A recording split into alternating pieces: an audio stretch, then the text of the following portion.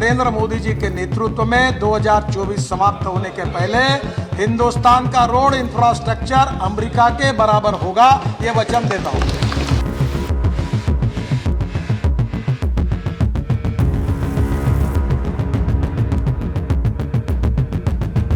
हिंदुस्तान में AAA rating NHAI का है और NHAI के लिए कोई फाइनेंशियल तकलीफ नहीं है। इस देश में RNH डिक्लेयर करके पूरा ग्रीन एक्सप्रेस हाईवे बनाकर हम इस देश की पूरे इंफ्रास्ट्रक्चर को बदलेंगे, तो भी पैसे की कमी नहीं है। नागपूरच्या खामला परिसरामध्ये असलेल्या सोमलवार शाळेच्या जवळ मी आहे। 28 जुलै रोजी आलेल्या मुसळधार पावसामुळे शाळेची स्थिती अक्षरशः प्रश्नचिन्ह निर्माण करणारी झाली होती। म्हणजेच काय की सर्वांच्या समोर ते व्हिडिओ आले होते। मुसळधार पावसामुळे शाळेच्या अगदी समोर 3 ते 4 फूट पाणी हे साचल्यामुळे तलावासारखी स्थिती शाळेच्या पुढे झाली होती आणि ते मीडिया मार्फत म्हणा आणि विद्यार्थ्यांच्या आई-वडिलांच्या मार्फत ते सर्वांच्या पुढे आलेली होती। आता त्या शाळेच्या परिसरामध्ये मी आहे। नमस्कार, सिटी न्यूज मधून मी रोहिणी। आता तुम्ही बघू शकता हेच ते परिसर आहे जिथे ती परिस्थिती निर्माण झालेली होती आणि त्याचं नेमकं कारण काय आहे तर हे कन्स्ट्रक्शन आहे। जे कन्स्ट्रक्शन आता तुम्ही बघू शकता की जे आता आपल्या समोर हा जो आपल्याला गड्ढा बघायला मिळतो आहे आणि हे कन्स्ट्रक्शन अगदी सुरूच असल्याचं काही वर्षापासून आहे असं इथल्या स्थानिक लोकांचं म्हणणं आहे आणि इथे शिकत असलेल्या मुलांच्या आई-वडिलांनी देखील ही परिस्थिती सर्वांच्या समोर आणली होती। या परिस्थितीला कारणीभूत ठरलेल्या रखडलेल्या रस्त्यांच्या या कामांमुळे आता नागरिकांनाही मोठ्या अडचणींचा सामना करावा लागतो। पण हे घटना घडल्यानंतर प्रशासनाने विद्यार्थ्यांच्या सुरक्षित बाहेर काढल्यानंतर NMC कडून रस्त्याचं काम तातडीने पूर्ण करण्यात येईल असाही आदेश देण्यात आला होता। मात्र ते आदेश झालं तरीही आजपर्यंत या कामाचा वेग संतत असल्याचं आता तुम्ही माझ्या मागे बघू शकता। ते काम सुरूच आहे। अपेक्षित गतीने मात्र काम नसल्याने स्थानिकांमध्ये आताही नाराजी असल्याचं आपल्याला दिसते आहे। कालच नागपूरमध्ये थोडी पावसाने हजेरी लावल्यामुळे आज आम्हाला पुन्हा इथे यावं लागलं आणि आम्ही पुन्हा या परिस्थितीचा आढावा घेण्यासाठी सिटी न्यूजच्या माध्यमातून आलेलो आहोत।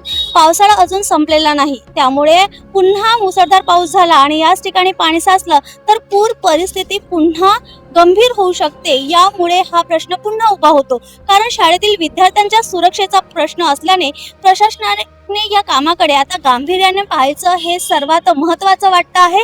कारण तुम्ही अजूनही बघू शकता की चालताना देखील हा रस्ता आपल्याला तसाच दिसतो की गाडी इथून जेव्हा जात आहे गाड्यांना पण इथून निघण्यासाठी त्रास होतो। विद्यार्थ्यांना तर इथून ये-जा नेहमी करावं लागेल। पाणी पडेल तर शाळा बंद होणार नाही, म्हणून अशी परिस्थिती पुन्हा उद्भवू नये म्हणून सिटी न्यूजच्या माध्यमातून आम्ही पुन्हा हा प्रश्न प्रशासनाच्या समोर मांडणार आहोत आणि प्रयत्न देखील करू की इथे असणाऱ्या नागरिकांकडून की आपण बोलण्याचा प्रयत्न करू। तुम्ही बघू शकता की गाड्या इथून जेव्हा जात आहेत तर त्यांना इथून जाण्यासाठी देखील त्रास होतो आहे। म्हणजेच विद्यार्थ्यांना किती त्रास होत असेल हे देखील तुम्ही बघू शकता आणि खरंच आपण नागरिकांशी देखील बोलण्याचा प्रयत्न करणार आहोत। नरेंद्र मोदी जी के नेतृत्व में 2024 समाप्त होने के पहले हिंदुस्तान का रोड इंफ्रास्ट्रक्चर अमेरिका के बराबर होगा, ये वचन देता हूं।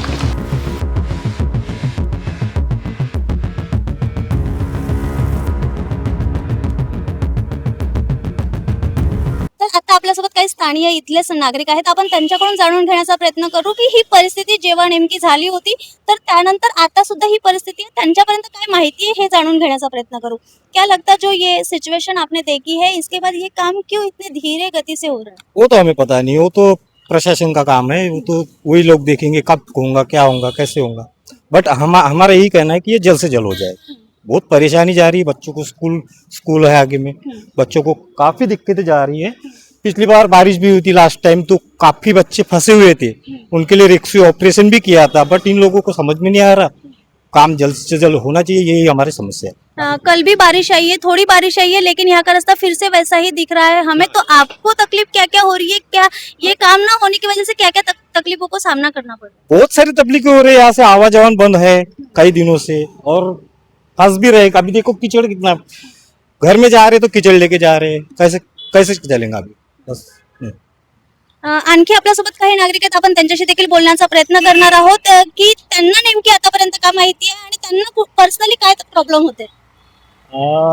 आम्हाला पर्सनली प्रॉब्लेम असा आहे की यांनी उन्हाळ्यापासून काम चालू केलेलं आहे आणि माझं असं म्हणणं होतं की काम स्कूल स्टार्ट व्हायच्या पहिलेच बंद व्हायला पाहिजे होतं, पण हे आतापर्यंत काही काम यांचं बंद झालेलं नाही आणि 4 दिवस 5 दिवस काम करतात, मग अजून 10 दिवस बंद। आणि लेबर्स लोक यांनी इतका मोठा रोड आहे, लेबर्स लोक थोडे जास्ती ठेवायला पाहिजे, लवकर लवकर काम करायला पाहिजे। पण यांचं असं आहे की 4 लेबर 5 लेबर येऊन जातात, थोड्या वेळ JCB वगैरे घुमवतात आणि वापिस बंद. 3 वाजता 4 वाजता पूर्ण लेबर गायब. आणि इथे मला एक कमेंट आलेला होता की रात को काम होता है करके. मी इथेच राहतो जवळपास, कारण की मी रोज येतो इथे, कधीच रात्री इथे काम होतच नाही. एखादी 10 दिवसामधनं 1 दिवस रात्री काम होत आहे, मी बघितलेलं आहे. रोज रात्री काम होत नाही. जे पण लोकांनी न्यूज ऐकली आहे मी त्यांना सांगण्याचा प्रयत्न करतो की रात्री इथे काम होत नाही. तुम्ही गलत याच्यामध्ये आहे, मी आता त्यामध्ये काही बोलू शकत नाही तुम्हाला, पण इथे रात्री काम होत नाही. नाही, मी हे म्हणते की जेव्हा आपण हे व्हिडिओ टाकला लोकांनी म्हटलं की रात्री काम होतं, तुम्ही बघितलं की रात्री काम होत नाही आणि कुठून अशी आम्हाला ही माहिती मिळतं की रात्री काम होतं, पण जर काम झालं असतं तर अशी परिस्थिती नसते, असा देखील हा प्रश्न निर्माण होतो. यावर तुम्ही काय बोलाल? हा, जर म्हणणं असं आहे की जर डे मध्ये तर आम्ही बघत आहे थोडं बहुत काम होऊन राहिलं आहे, आणि नाईट मध्ये पण होत असतं तर मग आतापर्यंत तर हा रोड बनून गेला असता ना.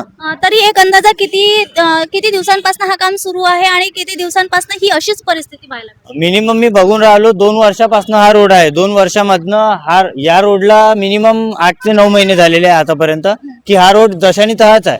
इथनं युनियन बँक आहे, युनियन बँक पासनं तर टी पॉइंटचा एंड तिथपर्यंत हा रोड तशानी तहाच आहे. आतापर्यंत या रोडमध्ये काही डिफरन्स मी बघितलेला नाही.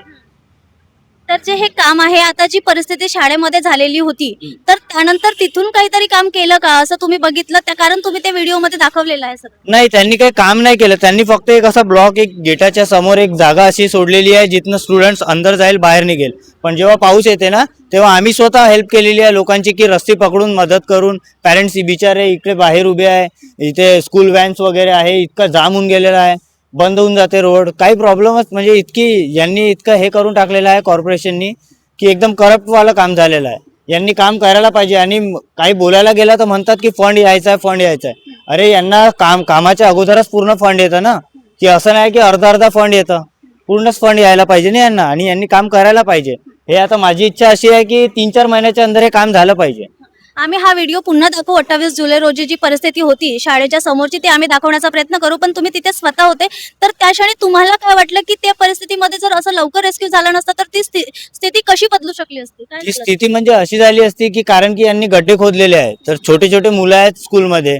एखादा मुलगा रोड क्रॉस करता करता जर गड्ड्यामध्ये पडला, काही झालं, त्याला काही प्रॉब्लेम झाली, हानी झाली, तर यामुळे मी तिथे थांबलो होतो. आणि माझे 4-5 फ्रेंड्स होते, ग्रुप होता माझा. आम्ही तिथे खूप वेळ थांबलो, आम्ही लोकांची हेल्प पण केली. पण त्यावेळेला मी काही हे व्हिडिओ वगैरे काढला नव्हता. पण आता मी हे बघू मला एकदम असे टेन्शन येऊन गेलं होतं की इतकं आता पावसाचा मोसम आहे आणि यांनी आतापर्यंत काही कामच सुरू नाही केलेलं आहे, म्हणून त्यामुळे मी तो व्हिडिओ बनवला होता. आता काय वाटतं तुम्हाला की यावर काय ऍक्शन व्हायला पाहिजे आणि तुम्ही आणखी तुमच्या पद्धतीने काय प्रयत्न करणार आहात पुढे? ऍक्शन तर माझ्या हिशोबाने गडकरी सरांवर व्हायला पाहिजे, कारण की रोड कन्स्ट्रक्शनचे काम त्यांच्याकडे आहे. त्यांनी म्हटलं होतं की अमेरिकाची बराबरी रोड इन्फ्रास्ट्रक्चरमध्ये होईल, ते तर काही इथे दिसून राहिलेलं नाही. अंडरपास तिथे जसं तसेच अनसक्सेसफुलवालं काम आहे. तर माझं असं म्हणणं आहे की जर तुमच्यानी होत नाही तर खोटं नको बोलू. कुठे ना कुठे स्मार्ट सिटी म्हणून नागपूरला ओळख निर्माण होते आहे आणि आता फ्लायओव्हर पण बघतो की कुठे ना कुठे काहीतरी एक युनिक आपल्याला नागपूरमध्ये बघायला मिळतं. एक स्मार्ट सिटी बघितली आणि आता ही एक सिच्युएशन बघितली, दोघींना तुम्ही कसं बघता? जसं माझं असं म्हणणं आहे की युनिक जर बघायला आहे तर हे फक्त अमीर लोकांसाठी. गरीब बिचारा, आज पण नागपुरामध्ये काय रोजगार आहे विचारा बरं कोणाला? काहीच रोजगार नाही नागपुरामध्ये. हे तुम्हाला पण माहिती असेल, मला पण माहिती असेल. 12-15 हजाराची एक स्टुडंट राहे, कोणी राहे, तो जॉब करत राहतो. म्हणजे इथे अमीरासाठी सगळं आहे. सिटी फक्त ही बनलेली अमीरांसाठी आहे, आपल्या गरिबांसाठी काहीच सिटी बनलेली नाही आहे.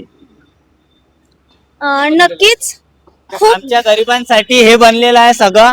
धक्के खा आणि बस, जिंदगी जशी आहे तशी कापा, बस घराच्या आतमध्ये राहा आणि निघा नको. पाऊस आला तर आपल्या मुलांना शाळेच्या अंदर पाठवा नको, कारण की रिस्क तुमची आहे. गव्हर्नमेंट काही रिस्क घेणार आहे नाही, त्यांना फक्त पैसा पाहिजे बस.